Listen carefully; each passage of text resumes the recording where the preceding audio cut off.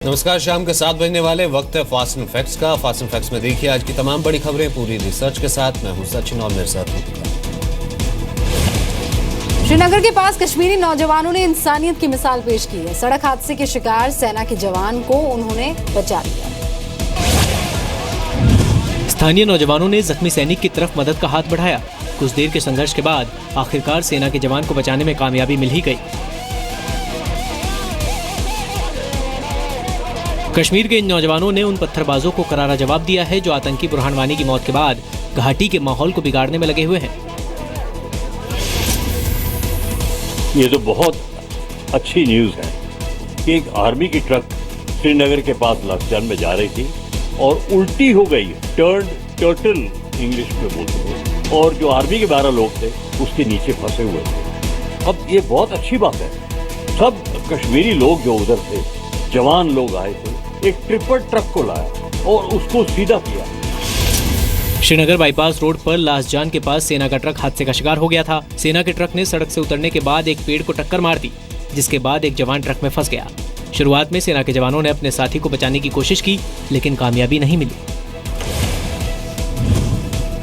जुलाई में भी बिजबहरा के स्थानीय लोगों ने कर्फ्यू तोड़कर सड़क हादसे के शिकार अमरनाथ यात्रियों की जान बचाई। करीब 5 साल पहले LOC पार से पाकिस्तान के 3 सैनिकों का सिर काट कर लाए थे भारतीय जवान। ये दावा एक अखबार ने किया। अंग्रेजी अखबार द हिंदू के मुताबिक भारतीय सैनिकों ने LOC पार करके 6 जवानों की शहादत का बदला लिया था। इसे ऑपरेशन जिंजर नाम दिया गया था। ऑपरेशन के दौरान 8 पाकिस्तानी सैनिकों को मारा गया था, जिनमें से 3 सैनिकों के सिर काटकर भारतीय जवान ले आए थे। ये एक पहले ऑपरेशन उन्होंने किया था, बैट एक्शन हुआ था, उसके रिवेंज में ये ऑपरेशन हमने किया था। भारत की सेना निष्पक्ष है, राजनीति से ऊपर है और उनकी कुर्बानी, उनकी बहादुरी पर पूरे देश को नाज है। पाकिस्तान सेना की बॉर्डर एक्शन टीम के हमले के जवाब में ऑपरेशन जिंजर चलाया गया था। 30 जुलाई 2011 को कुपवाड़ा की गूगलधर चोटी पर बॉर्डर एक्शन टीम ने भारतीय सेना की पोस्ट पर हमला किया था। हमले के दौरान पाकिस्तान की बॉर्डर एक्शन टीम भारत के 2 जवानों के सिर काटकर ले गई थी। पाकिस्तान के हमले के जवाब में भारतीय सेना ने 30 अगस्त 2011 को ईद से एक दिन पहले कार्रवाई की।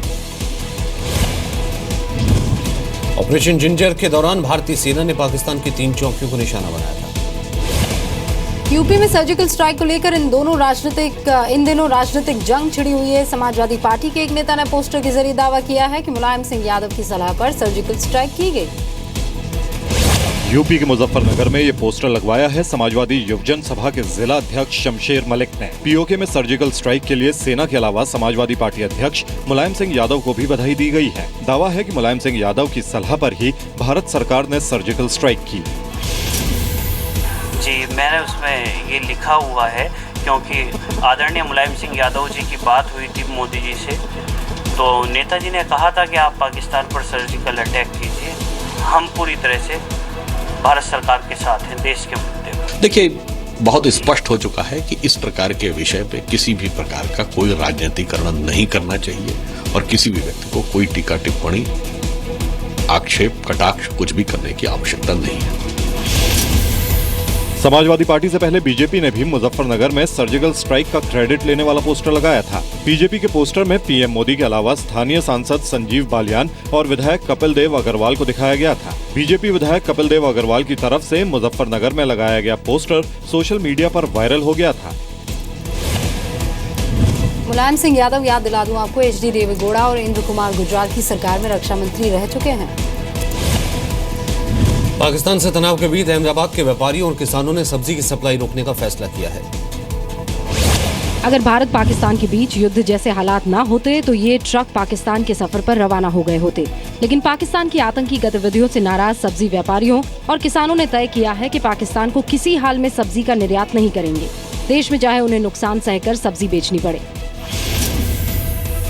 पाकिस्तान की तरफ से हुए उड़ी हमला के बाद में हमने ये निर्णय किया है कि पाकिस्तान को जो सब्जियां हम निर्यात करते थे वो तमाम प्रकार की सब्जियां निर्यात करने का बंद किया है।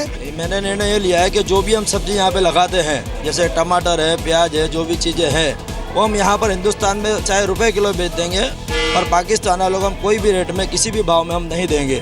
चाहे हमारा माल चाहे सड़ जाएगा, पर भी हम पाकिस्तानियों को ये माल कोई भी भाव में नहीं देंगे। अहमदाबाद की जमालपुर मंडी से रोज 60 ट्रक सब्जी वाघा बॉर्डर के रास्ते पाकिस्तान निर्यात की जाती है। अहमदाबाद से पाकिस्तान को मुख्य रूप से टमाटर और मिर्ची की सप्लाई की जाती है। गुजरात से रोज 4 से 5 करोड़ की सब्जी पाकिस्तान को निर्यात की जाती है। कई दशकों से पाकिस्तान को सब्जी सप्लाई हो रही है। भारत से सब्जी खरीद बंद करने के लिए पाकिस्तान भारतीय लहसुन और अदरक को सेहत के लिए खराब बता रहा है। पाकिस्तान फिलहाल चीन से लहसुन और अदरक मंगवा रहा है। उधर बलूचिस्तान में चीन और पाकिस्तान के गठजोड़ के खिलाफ एक बार फिर जोरदार प्रदर्शन हुआ है। बलूचिस्तान की राजधानी क्वेटा के बाहरी इलाके में फ्री बलूचिस्तान मूवमेंट की तरफ से ये रैली निकाली गई। इस विरोध प्रदर्शन में महिलाओं के अलावा बच्चे भी शामिल हुए। सभी ने बलूचिस्तान में चीन के बढ़ते दखल का विरोध किया। आरोप लगाया कि चीन और पाकिस्तान इकोनॉमिक कॉरिडोर के नाम पर बलूचिस्तान की प्राकृतिक संपदा को लूट रहे हैं। प्रदर्शनकारियों ने सड़क को कई घंटों तक जाम किया। पाकिस्तान के पीएम नवाज शरीफ और सेना प्रमुख राहिल शरीफ का पुतला भी जलाया।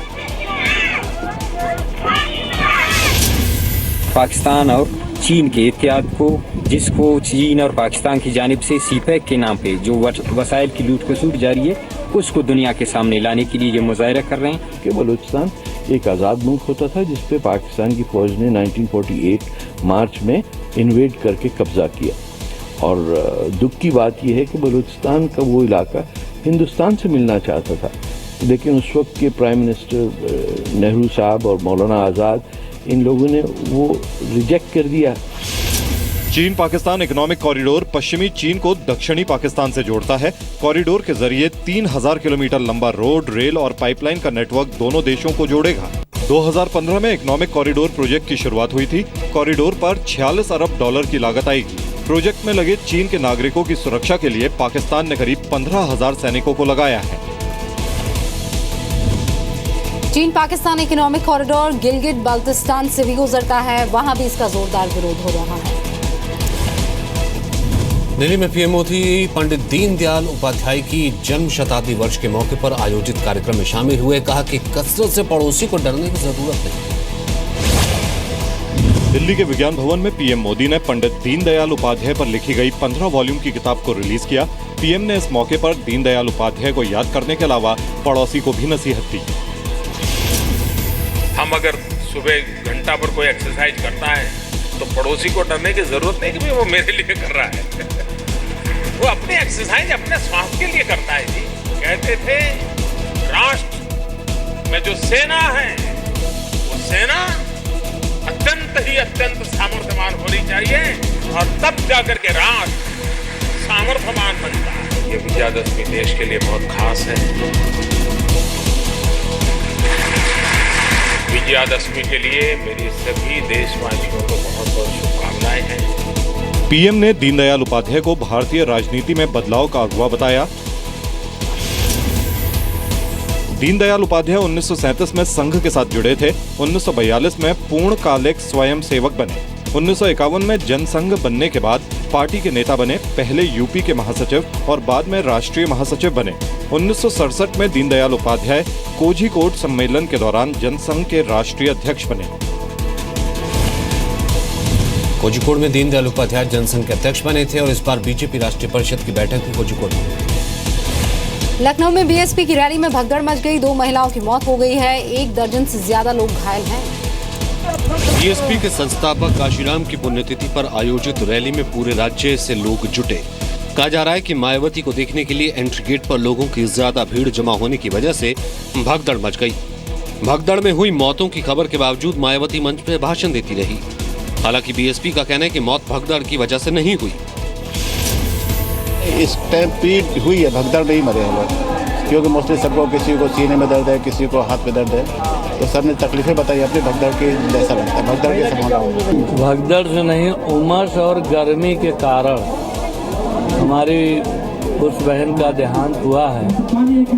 हम लोग उनके प्रति खेद प्रकट करते हैं। राजनीतिक दलों की रैली में भगदड़ की वजह से पहले भी कई हादसे हो चुके हैं।